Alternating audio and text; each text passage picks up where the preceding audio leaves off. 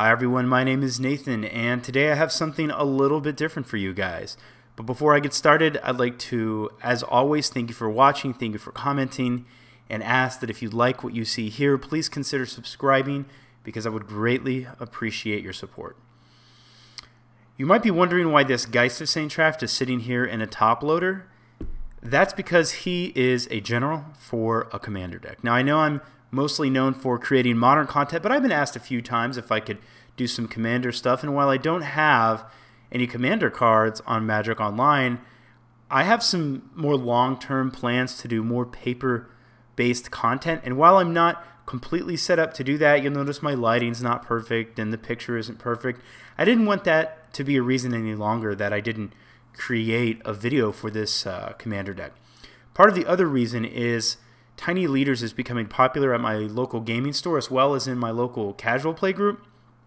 And because Geist is just an okay multiplayer commander, but a great 1v1 commander, I thought, I've put a lot of work into trying to make Geist the best multiplayer commander that he could be, but maybe I'll just turn him into a Tiny Leaders deck. But before I do, I'd like to kind of capture what I've been doing for those people that, also maybe have Geist as a commander or just want to see somebody else's take on it. So let's talk about the deck. Obviously, we have our commander, Geist of St. Traft. We're going to put him over here. And I guess I'll just get started with the lands. Let's get the boring stuff out of the way. Oh, you know what? Before I go any further, I want to say this. When I first built Geist as a commander, I didn't really know what I was doing. I just took my knowledge from competitive Magic and I made a counterspell, cantrip, sort of aggro control tempo deck, and it was great in 1 versus 1, but in multiplayer, with Commander being such a powerful format, it kind of hit me that, people are casting Eldrazi, and I have a guy with a sword. He quickly became outclassed. I couldn't counter the entire table's spells, so I thought he kind of needed a change. I think the best way to do that is just to make him faster and more aggressive.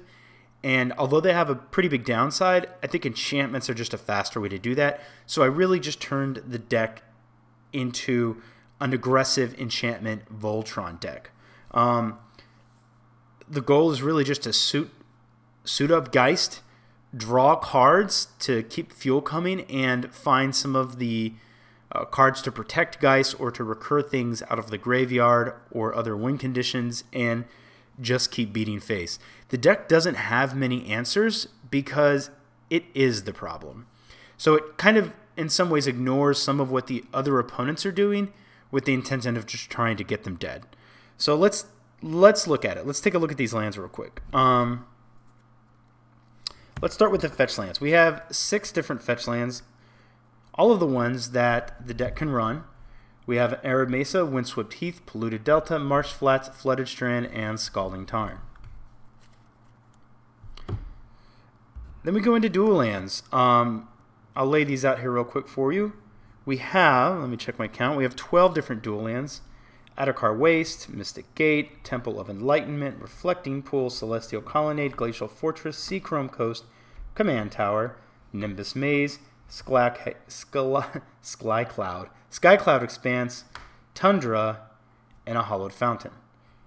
So by running 6 fetches and having 2 true dual lands, we're usually able to always have all of the colors and double whites and double blues that we need.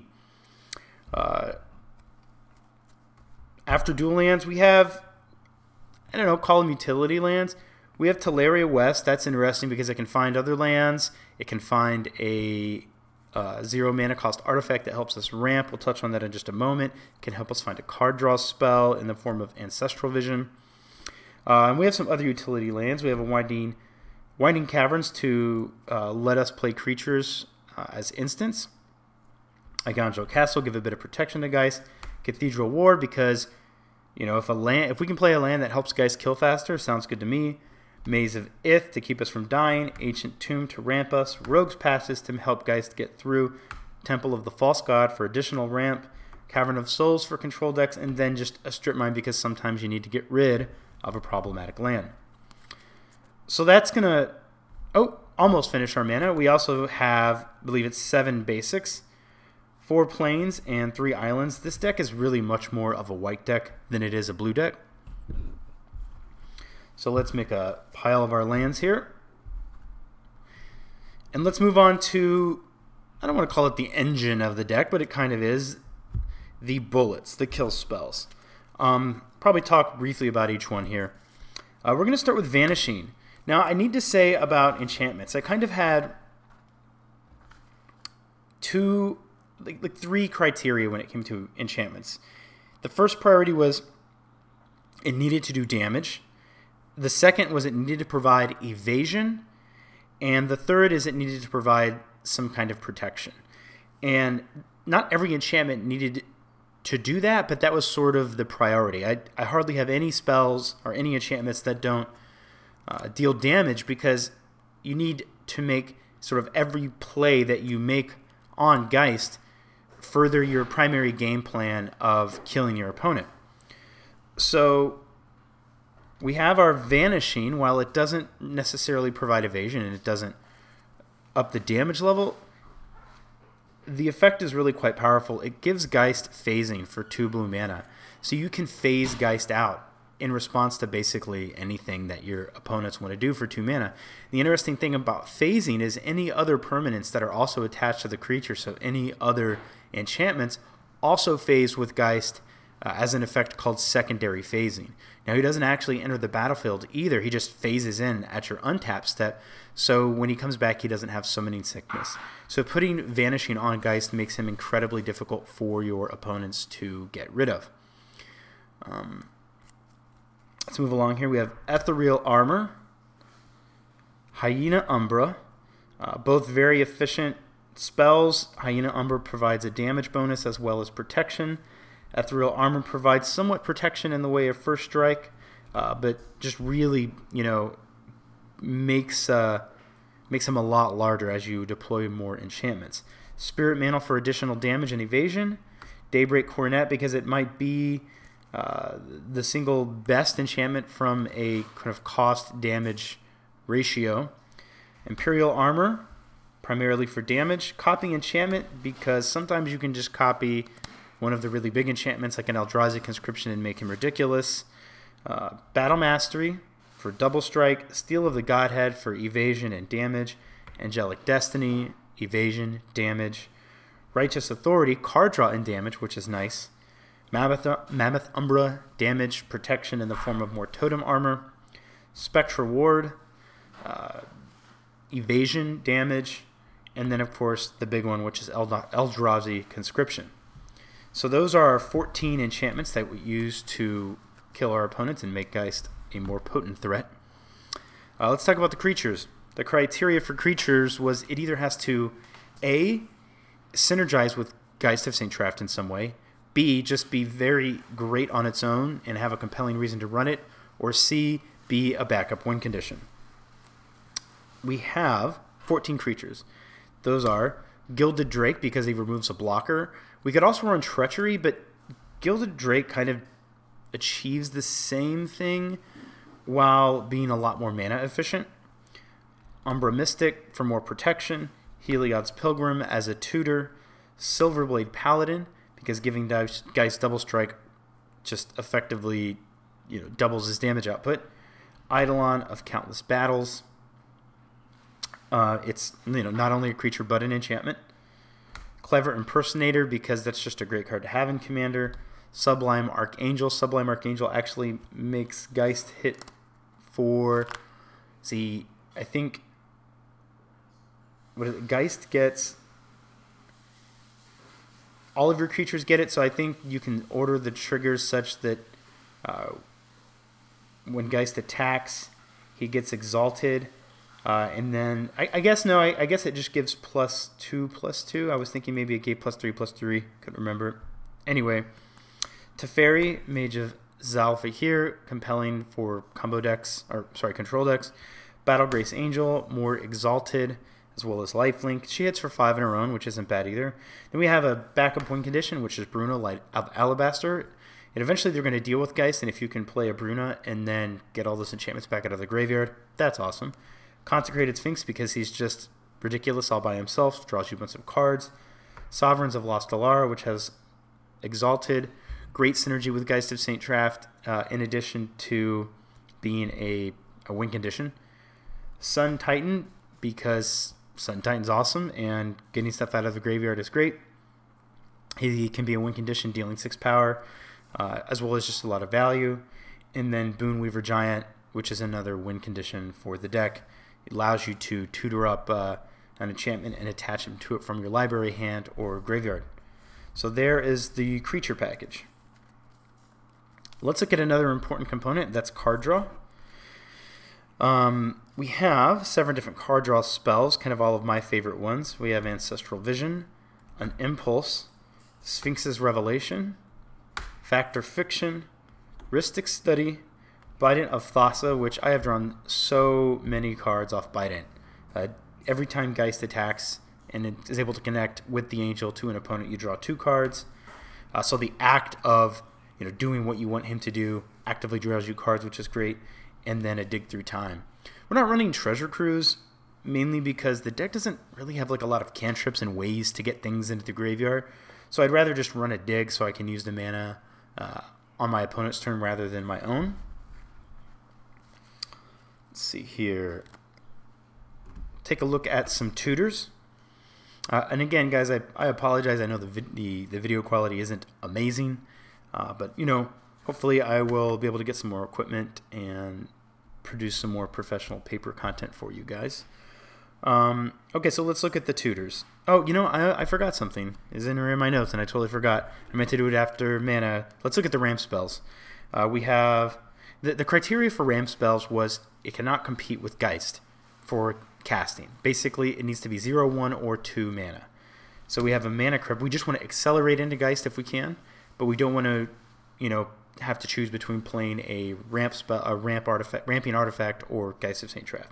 So you have a mana crypt, mana vault, Soul Ring, Talisman of Progress, Azorius Signet, Pearl Medallion, because again this is primarily a white deck, Fellware Stone, and Marble Diamond.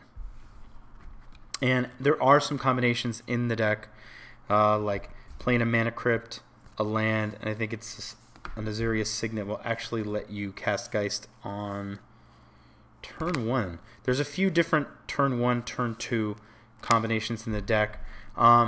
Used to be that I had even more like Mox Diamond, Chrome Mox, and Lotus Petal, but I found the card disadvantage kind of wasn't worth getting Geist out a little bit sooner. Okay, so we said tutors. Here we go. We have Enlightened Tutor, Mystical Tutor, Idyllic Tutor, and white actually gets some pretty amazing tutor effects for enchantments. So 3 Dreams, which lets you get 3 different aura cards. So it's a tutor, but it's also card draw. And then a Plea for Guidance, which is it'll also find enchantments in addition to auras, and it will find 2 of them. So again, pretty powerful. Let's see here. What's next on my list?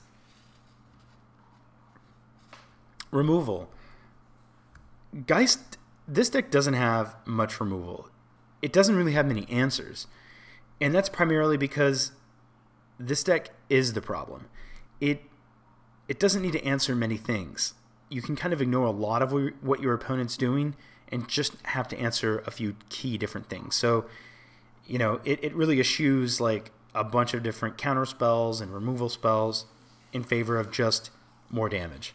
But let's take a look at what we do have. As far as targeted removal, we have a Path to Exile, Swords to Plowshares, Seal of Cleansing, which is actually interesting. Since we can tutor up enchantments, we're actually able to oftentimes tutor up Seal of Cleansing if we need it. And then Oblation.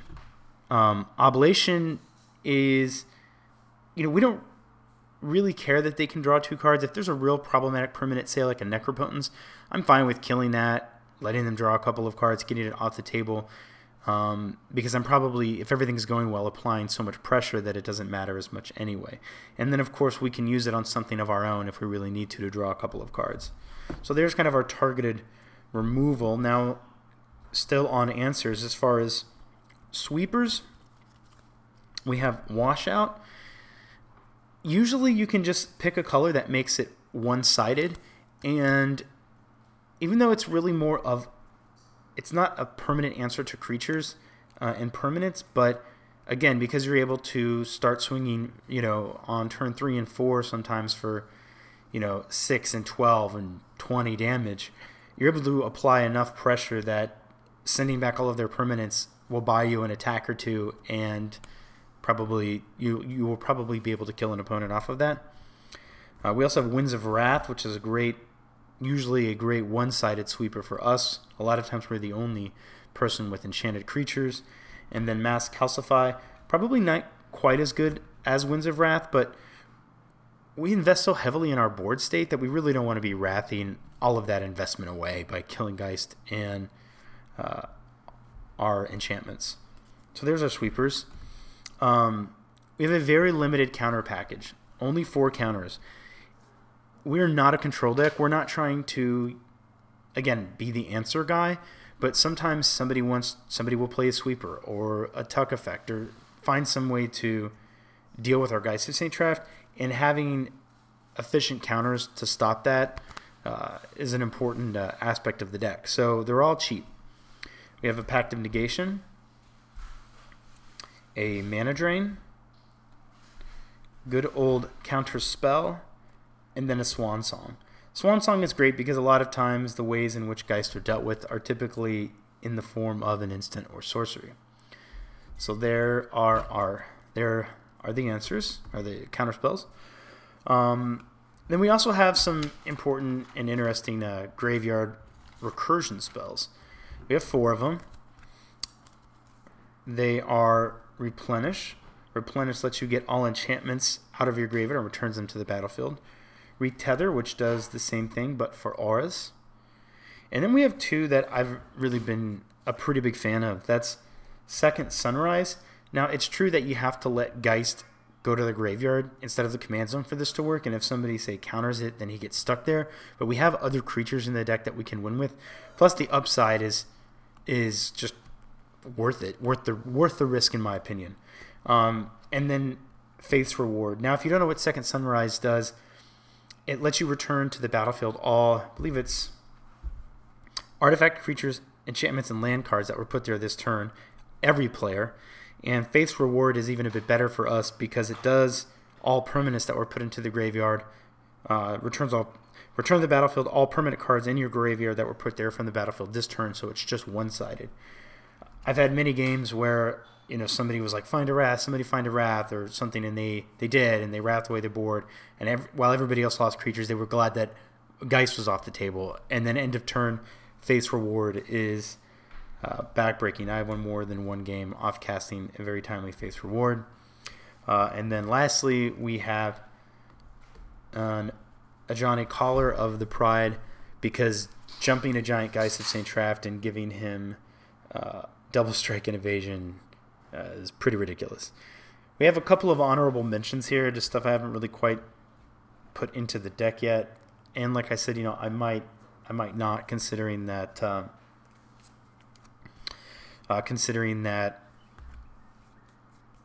we that this may become a tiny leaders deck. But I like drawing cards. I don't know anybody who doesn't. So I've oftentimes considered just running Opportunity and Jace's Ingenuity. I have considered Indestructibility. The reason I don't have it is because it doesn't hasten the clock. Also, Unexpectedly Absent is a card I wish I could run, but I feel like we're not really a big mana deck. But even then, sometimes tucking something just a few down is worth it. And then Hero of Iroas, because it's pseudo ramp and that it makes your aura spells cheaper. Alright guys, well that's the deck, and it's a lot of fun to play. It's not dirtily, it's very direct. It's also, I like having it because it's a good way to, I feel like, introduce people to the format. I can just hand them this and I'm like, it's real simple to play. You know, play Geist, make him huge, and kill your opponent. I'll have a link to my website in the description of the video, where I'll have a complete deck list for you guys to take a look at. You know, like I said, I think I'm going to probably convert it into a Tiny Leaders deck, but if any of you have any opinions on cards I should or shouldn't be running, please let me know. I'm curious to hear. And yeah, that's about it, guys. As always, thanks for watching. Thanks for commenting. Please consider subscribing. And draw well and smash face.